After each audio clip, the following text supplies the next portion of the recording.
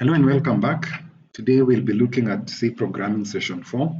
And as usual, before we begin, we look at what we learned in the previous session. In session 3, you learned about the assignment operator.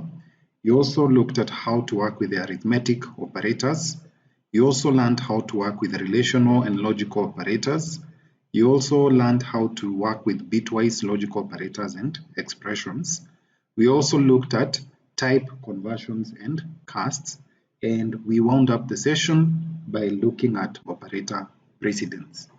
Let's get started with session 4 by looking at its objectives.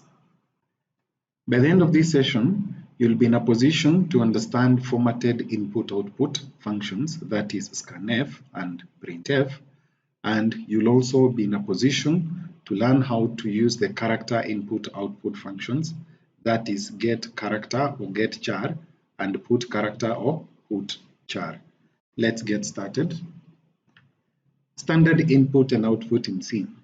In C, the standard library provides routines for input and output. The standard library has functions for I/O that handle input, output, and character and string manipulation. The standard input in C is the keyboard, while the standard output is the monitor, also called the console. Input and output can be rerouted from or to files instead of the standard devices. We'll see how you can do this in session 12 when we are dealing with files. Okay, let's move on and look at the header file, that is stdio.h. The hash includes preprocessor directive, that is stdio.h is a preprocessor command, meaning that before your program executes, your C compiler has to go through this, look at everything that is there, and this basically gives it the instructions on how it's going to execute the printf, scanf, and all those other functions you'll be using in your program. Now, stdio.h is a file, and it is called a header file. And as mentioned, it contains the macros for many of the input-output functions used in the C programming language.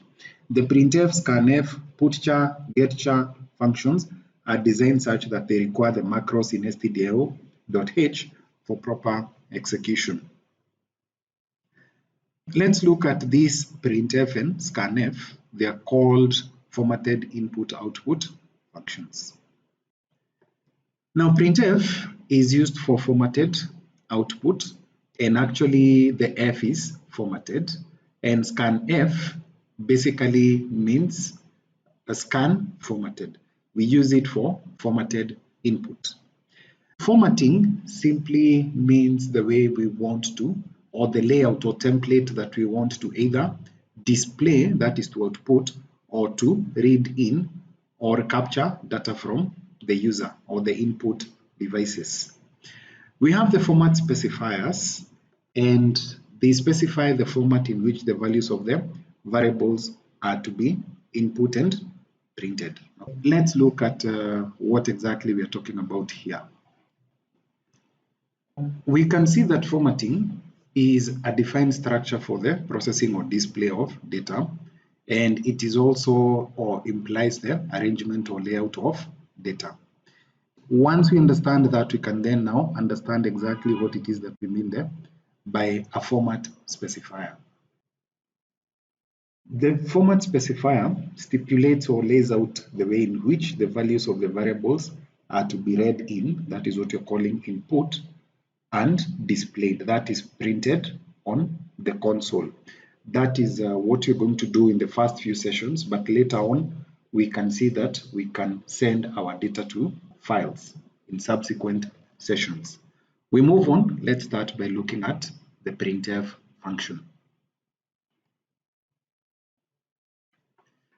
The printf function is used to display data on the standard output, which we said is the console or your computer's monitor. And its syntax, remember we said is the general form.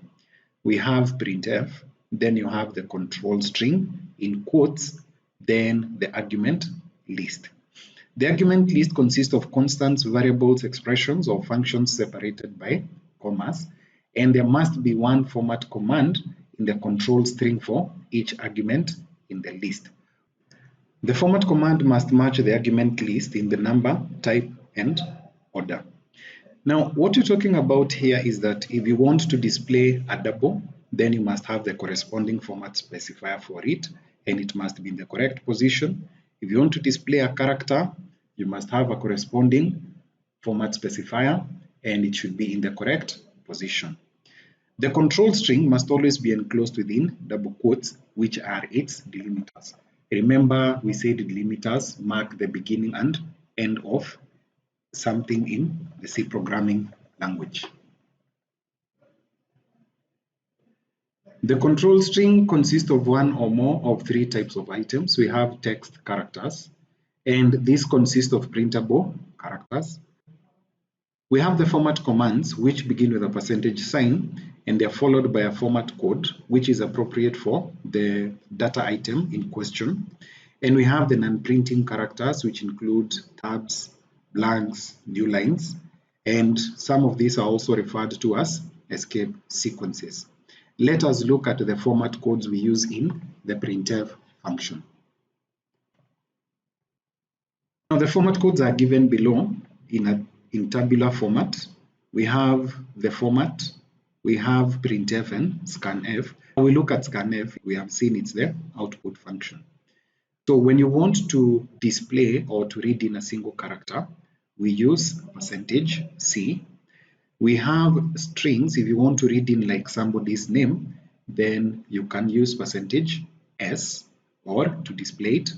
Signed decimal integer, that is both positive and negative numbers. You use %D to display and to read in. For floating point decimal notation, you use %F to display, and to read in, you can use %E or %F. E is basically called exponential notation. The same for long double, you can use %LF, both to display and to read in. When you want to display in scientific or exponential notation, you use the %E, and for scanf, you can use %F or %E. Then for floating point, %F or %E, whichever is shorter, you can use %G. But in scanf, we don't use %G. For unsigned decimal integers, unsigned we said is the positive numbers only, we use %U. Let's say you want to read in the number of students in a class. Unsigned hexadecimal integer, this one uses values from 0 to 9, then A, B, C, D all the way to F.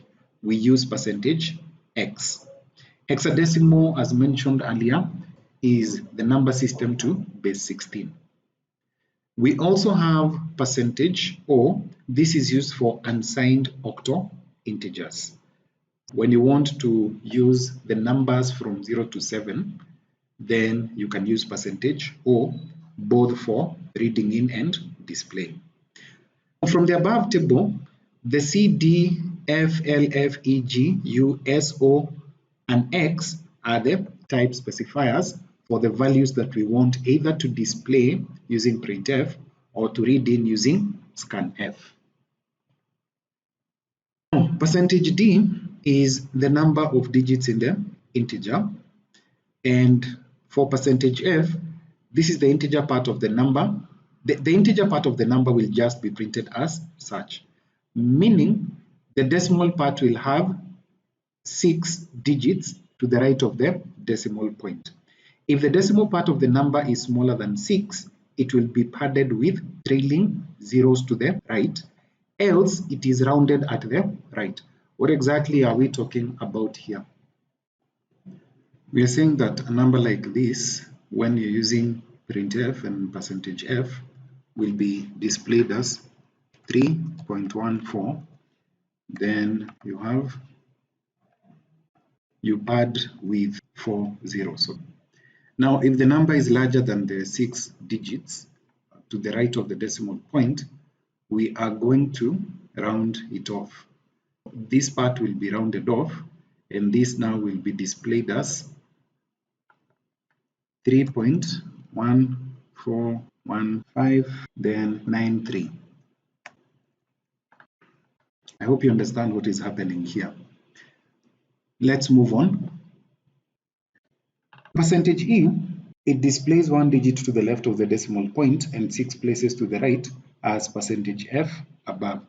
This is what we call standard or scientific notation. Let's look at examples. This is what you're saying.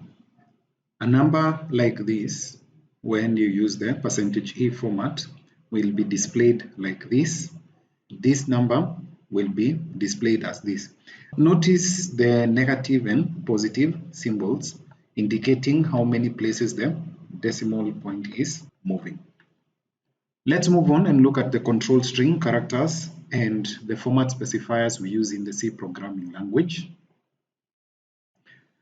When you want to display a backslash, you have to escape it with 1. So in essence, you're going to write 2, but it will display a single backslash character. When you want to display the quotes, remember we said the quotes are used to delimit. What about if you want to display something quoted? You'd actually have to escape it with a backslash, and this displays a single quote. When you want to display a percentage, you write 2 of them in order to get 1. We also have other escape sequences. Let me just show them to you. Now we have the C escape sequence, and we can define an escape sequence as a special character sequence that is used to format the output on the screen. We have the \n. Basically, this displays a new line on your console. We have \t, that is used to give us a horizontal tab, and this is used to shift the cursor to a couple of spaces to the right, all in the same line, that is horizontally. \a gives you an audible bell.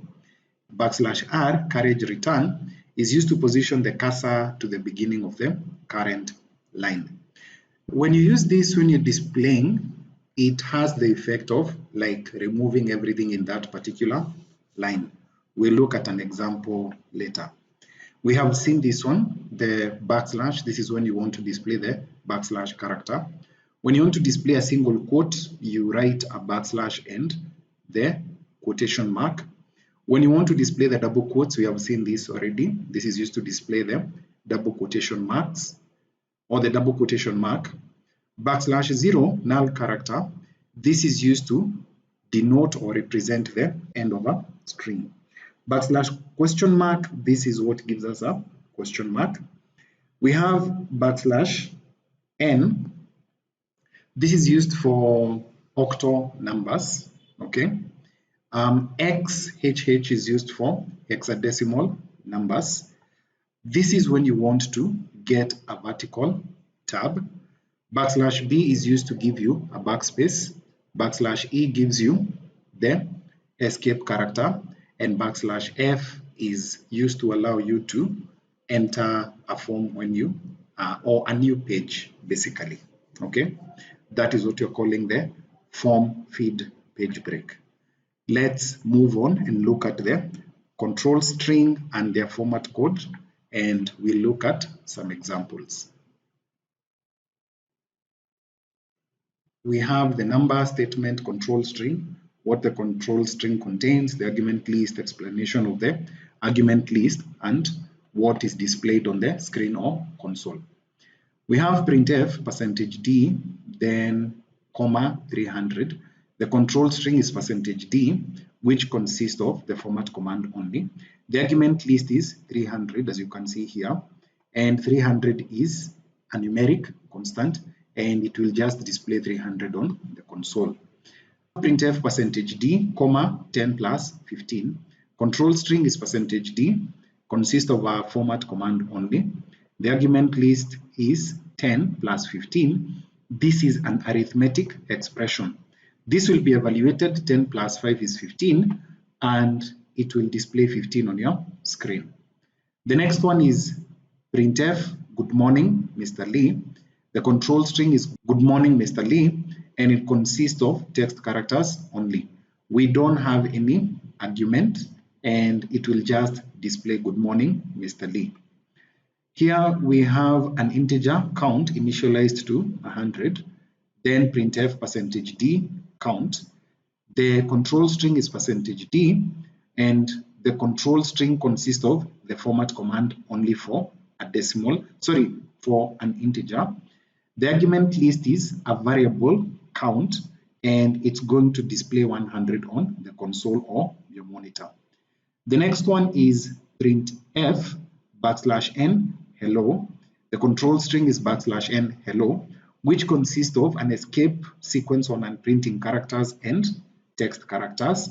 We don't have any arguments, and basically this will display hello on a new line. We have hash define string good apple. Here we are defining a constant. So in C, when you want to define a constant, you use the hash define directive. Then printf %s str.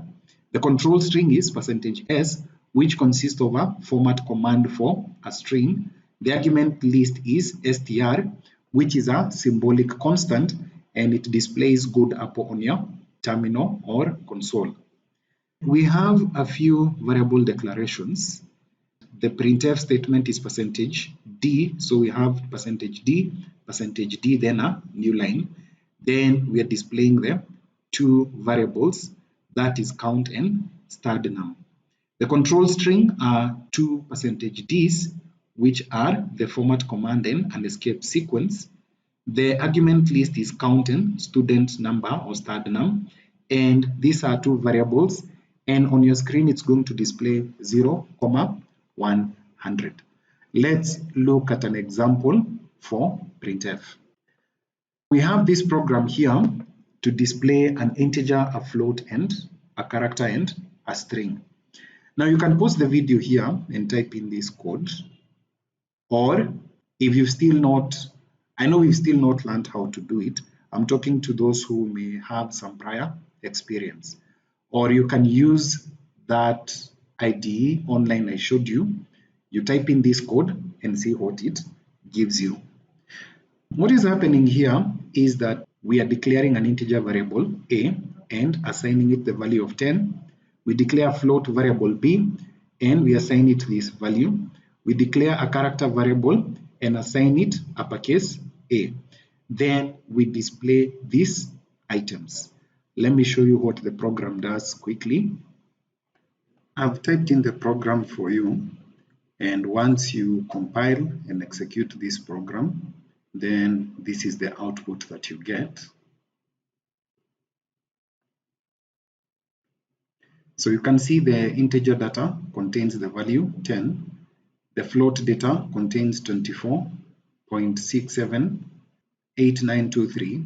The character is uppercase A, and these two other items are printing the control strings. And you can see this one now prints the control string, and you can actually use a literal string to be displayed. Okay, so please also note that you don't always have to put the \n inside here. You can also put it in the constant to be displayed if it's a string. Okay, let's move on. Modifiers in printf. These modifiers basically help us to specify whether the content will be displayed on the left or right side. It works like your word processor when you are talking about alignment of text. We have the minus or the hyphen modifier. The data item will be left justified within its field. The item will be printed beginning from the leftmost position of its field. We have the field width modifier, and this can be used with type double, with type float, double, or character array, that is a string. And the field width modifier, which is an integer, defines the minimum field width for the data item, as in how wide do you want that particular column to be. We have the precision modifier. This modifier can be used with type float, double, or character array. And if used with data type float or double, the digit string indicates the maximum number of digits to be printed to the right of the decimal point. For example, if it is currency, you might want to display 2 decimal places after the decimal point. We have the zero modifier. We are saying that the default padding in a field is done with spaces. If you want to pad a field with zeros, then you can use the zero modifier. Then we have the L modifier. This is not I, it's actually L. This modifier can be used to display integers as long int or double precision argument. And the corresponding format code is %LD. We have the H modifier, and this modifier is used to display short integers, and the corresponding format code is %HD. And we have the asterisks modifier. If the user does not want to specify the field within advance, let's say you don't know what kind of data you're going to get, but you want the program to do it for you, then you can use the asterisks modifier. Let's look at some example. This program demonstrates the use of the modifiers using a printf statement. When we start, we have the number 555 and we're going to display it in various forms. Now the first output is going to display it without any modifiers. Let me just show you the actual output in code. Now we can see the very top here, this is displaying this part without any modifier. Then we have the hyphen or minus modifier, and you can see that this is going to align this number. We have the minus modifier with digit 10 as the modifier. So %10D, this is going to align your content towards the right. As you can see here, we have some 7 spaces here. Once we use the zero modifier, we are going to pad this with 7 zeros because we've specified that the field width is supposed to be 10. These five, we have 3 5s, okay, and we have 7 zeros. After that, we have with a hyphen 0 and digit string 10 as a modifier. You can see what it does here. This basically is going to left align the 555, and after this you're going to have 7 spaces. This is very useful when you're formatting your output. If you look at your supermarket receipt, there's a way that they print it very nicely, and if you are to implement that in C, these are some of the field width modifiers you would use to do that. Now that we have seen the printf statement, let's go ahead and look at the scanf statement. The scanf function. This function is used to accept data, and the general format of scanf is given below. We have scanf, then the control string, just like in the previous printf function, then the argument list. The format used in the printf statements are used with the same syntax in the scanf statements too. Differences in argument list between printf and scanf. Now printf uses variable names, constants, symbolic constants, and expressions, and scanf uses pointers to variables. When you're using scanf, you follow these rules for the argument list. When you want to read in a value of the basic data types, that is the integer, the float, double, or char, then you need to precede them with the ampersand symbol. And when you're reading in values of a variable of derived data type, for example, like let's say you're reading in the person's name, then you don't use the ampersand before the variable name. Let's look at the differences in the format commands of the printf and the scanf command. As you noticed in the table we displayed in slide number 8, you notice that we have a %G for printf, but we don't have the %G for scanf. That is the key distinction between the printf and scanf functions. We're saying there's no %G option, and the %F and %E format codes are in effect the same for both printf and scanf. Let's look at an example for scanf. So we have this program here where we declare a variable, an integer variable a, and a float variable d. We declare a character ch, and we declare a string name that is a character array. Then we tell the user using the printf function, please enter the data. We read in the data items. %d will be used to read in the variable into a. Okay. Then we have this %f, which will be used to read in the value of d. %c will be used to read in the character. Then %s will be used to read in the name, a character array. And you notice for the primitive types, we are preceding them with the ampersand symbol. But for the derived type, that is the character array, we are not using the ampersand. We'll understand this when we look at arrays in session 7. We finally display all the values to the user. So we start by displaying the integer, the float, the character, and the name. And kindly note that when you're displaying, you don't use the ampersand. But when you're reading in, you use the ampersand for the primitive types. Kindly note that, as it is a mistake I've observed with new programmers, okay? Let's move on to buffered input output.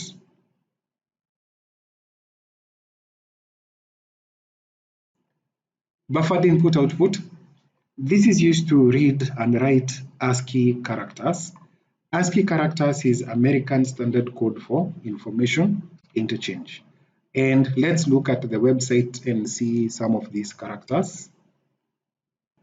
So I've done a Google search for ASCII table, and this is the preferred website, but as of the time of this recording, the website is currently down. So I resorted to this one, but you can check later on whether this website will actually be available. It gives you a better description than what it is that we have here. You can see that ASCII stands for American Standard Code for Information Interchange. Let me just zoom in a little bit. It was designed for use with teletypes, and so the descriptions are somewhat obscure, and their use is frequently not as intended. What usually happens is that for the uppercase letters, you can see they have the corresponding number codes. This usually precedes the lowercase letters. So 65 corresponds to A, and lowercase a corresponds to 97. Now, this is very important, especially when the computer is sorting characters.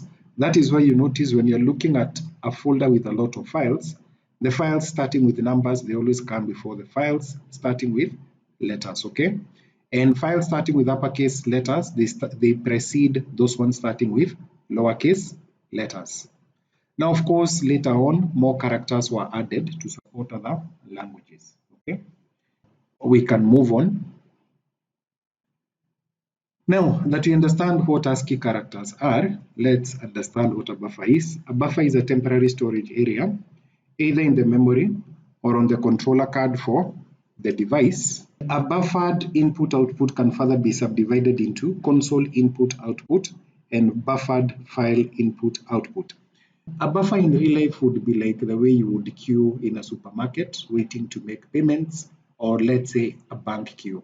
That is a buffer basically is a temporary storage area, okay? Let's start by looking at console input output. Console input output functions redirect their operations to the standard input and output of the system. You remember we said the standard input is the keyboard and the standard output is the monitor or the console. In C, the simplest console input-output functions are getCharacter or getchar, which reads one, and you can see it's emphasized there, one and only one character from the keyboard. We have putchar or putchar, which outputs a single character on the screen. Let's start by looking at getchar. Getchar is used to read input, a character at a time from the input, and it buffers the characters until the user types in a carriage return. Carriage return is simply the enter key. And the getchar function has no argument, but the parentheses must still be present. And the reason we do this is to communicate to the compiler that this is not a variable or an array, it's actually a function, okay? Let's look at an example using getchar. So we have a program to demonstrate the use of getchar. We have the preprocessor directive and main function begins program execution. We declare a character variable called letter. Then we use the printf function to prompt the user to enter any character in a new line. You can see what is happening here. Letter is equals to getchar. Finally, we display what it is the user entered in a new line. The character entered by you is %C. Then, of course, you substitute the letter inside here. Let's move on and look at putchar. The putchar or putchar is the function used to display a character in C, and it requires an argument. The argument of the putchar function can either be one of the following. One, it can be a single character constant. Two, an escape sequence. Or three, a character variable. Let's look at the options and the effects in putchar. Now we have this done in tabular format. At the very top, we have the argument, we have the functions in the middle, and on the right, we have the effect. We start with the character variables, putchar C. This displays the contents of the character variable C. Character constant, putchar uppercase A in single quotes. This displays the letter A. Numeric constant, putchar 5. This one just displays the digit 5. Escape sequence, putchar \T. This one inserts a tab space character at the cursor position. We have another escape sequence, putchar \N. This one inserts the carriage return or a new line at the current cursor position. Let's look at an example using putchar. We have this program here which demonstrates the use of constants and escape sequences in putchar. Now this one I'm going to run it using the GDBC compiler which we looked at earlier rather than code blocks. Let's switch there and run this particular program. So I've opened this. I'll give you the description. I'll give you the URL. This area here, I think you can see the URL. You can type that in your browser and it will bring you to this site. Then I have the code in my clipboard. I'm just going to paste it. So I'll highlight this and delete. Then I paste. Let's go through this program very quickly. Now we want to use the putchar function to display various output on the console or monitor. The first one is putchar H. This one is going to display H. This one displays a new line. This a single tab. This displays letter E. Then this another new line. Then we have two tabs. Okay, tab, letter L, new line. We have three tabs. 1, 2, 3. Then we display letter L. Then we move to a new line. Then we display 1, 2, 3, 4 tabs. And then finally, hello. If we run the program, this is what it gives you. Let me resize this so that you can see the output better. So we started by displaying letter H, then a new line, the tab, then letter E. Then here we had a new line, 2 tabs, letter L. Then after that, a new line. We had 3 tabs, letter L, new line, 4 tabs, then finally letter O. That ends the program. With that, we've come to the end of session 4. Let's review what it is that we learned. In this session, we looked at the standard input device, that is the keyboard, and the standard output device, that is the monitor. We looked at the printf and scanf functions and their distinctions or differences. We looked at the format codes and the control string special characters. We also looked at the field width modifiers, and we also looked at the getchar and putchar functions. Now, before we wind up, let's see what it is we'll be looking at in session 5. In session 5, we'll be looking at the decision, selection, or conditional constructs in the C programming language. and the objectives are given below. We'll explain the selection construct. We'll start by looking at the if statement, the if-else statement, the multi-if statement, the nested if statement, and we will wind up the session by looking at the switch statement. Now, as promised earlier, we will start writing code in after this particular session. We are going to do that by downloading code blocks. You can use Visual Studio and install the C plugin. It's basically up to you, but I prefer working with code blocks. If you don't want to install anything on your machine, you can use the GDB editor that we have been working with so far. So let's look at how we can download and install code blocks in our machines. Please open up a browser and open up your favorite search engine. Then type in code blocks download. You can use the autocomplete feature in Google. Come and select this.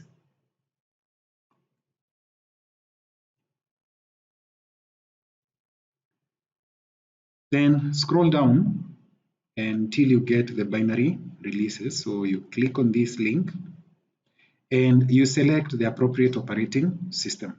Currently, I'm using Microsoft Windows, so I'll set up the Microsoft Windows version. Okay. Now, if you're using a 64-bit operating system, you can download this that contains the MIGWIN setup. This one is going to prompt you for an admin password or admin privileges if you're using Microsoft Windows. If you don't have admin privileges, then you can use this one. Now, this only installs for the current user. Any other person can't use code blocks. They would have to install it as well. For those of you using older machines, you can download the 32-bit setup. I'm using a 64-bit machine, so I'll download this one. You can choose either to download from ForceHub or from sourceforge.net. So pick your choice and let's begin the download. As that is downloading, those of you who want to use, as it is downloading, those of us who want to use Visual Studio Code, no problem. Just come here and do the same thing. Visual Studio.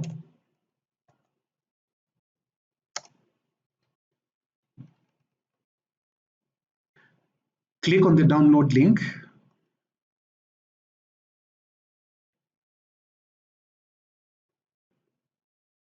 Then select the appropriate version for your operating system. Now I'm using Windows. Of course, I'm going to download the 64-bit installer and have it installed. Or if you're using Linux, you can download the appropriate version.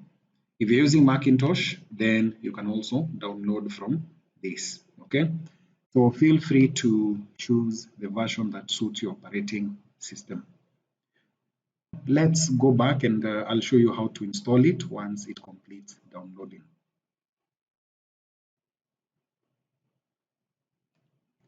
Now my download is complete and I've gone to the downloads folder. My downloads is here and let's install it. We'll just double click. It prompts you for permission.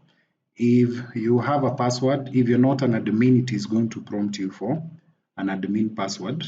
Make sure you enter the password and after that you can continue the installation. Now here I'm logged in as an admin, so what I'm going to do is just to grant it permission by clicking on yes. Then let's walk through the installation. Now you read this, okay, and it tells you click next to continue, so I'll just click on the next button. Read this licensing agreement. You can scroll down. Then once you finish reading through this, click on I agree. Then select the components you would like to install and click on next. Specify the location. The defaults should work pretty fine. So I'll just click on install and give it some time. Now I'll pause the video here. Then once you come back, I'll have already completed installing code blocks. Our installation is done and it asks you whether you want to run code blocks. Now, if you want to test whether everything is working okay, you can click yes. Then click next and click finish. Code blocks is launching, so you can give it some time. Now we have the IDE finally open. Let's just write a very simple program to see whether it works. Now here you'll just have to follow along. In the subsequent session, I'll take you through the workspace. Then we can now get comfortable with it, okay? Let's click on File, then New, then come and select File. You get this wizard that guides you. You select New from Template. In this section, you select you want a file, and you select C++ source. Click on the Go button, and you can tell it to skip this page next time. Just click on Next. We are learning C, so click on the C programming language, click Next. Then you click on the ellipses or the three dots, okay? This is going to open the place where you want to store your C files. What you do in your machine, you can create a folder where you're going to be storing your C programs. For Aptech students, what you do, you create a folder named after your class code. That is usually the year you are admitted, then the intake, January, May, or September.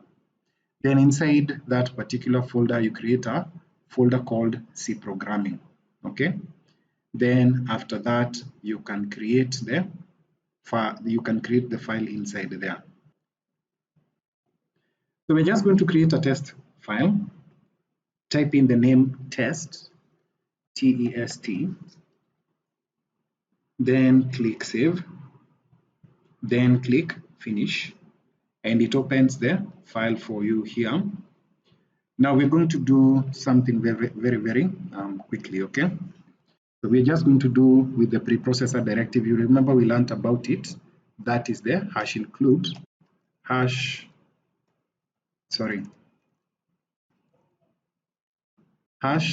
include. Now this feature is called code assist.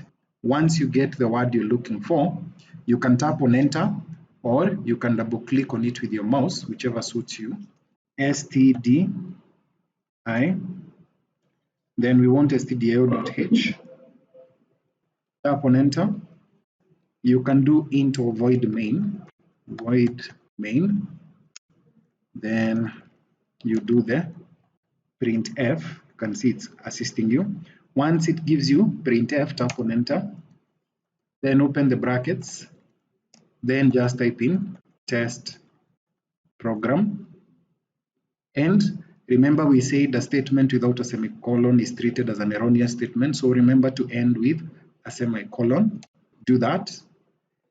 This yellow line means that this is unsaved code. We call it dirty code. What you can do is to click on the save icon here, go to the build menu, click compile current file. My program seems to have an error. I forgot to add the opening and closing brackets. Main is a function, remember, sorry for that. Then build, then compile current file. Then once it finishes, you can click on this icon here. This is the run button, and you can see it gives you the output down here. Everything is working correctly. Now there are times that the installation may have some issues. This is what you do. You could be trying to compile your program and it's not working. So one of the problems I've noted with prior installations is that it might fail to detect the compiler. Now, to correct that issue, this is what you do. You go to the settings menu. Then from settings, you go to compiler. Then from compiler, you come to toolchain executables, okay? If it has not found this, make sure you point it to where MIGWin was, the MIGW compiler was installed. By clicking auto detect, code block automatically detects where it is installed. If it is unable to do that, you can manually browse for it by clicking the ellipsis or the three dotted button here, and you go and locate where you have MIGW, the MIGW compiler installed. So for us, everything is okay. I'll cancel out of this and also out of this. I think that should bring us to the end of this particular session. Have yourselves a lovely time and see you in the next session. Nice time and God bless. Bye.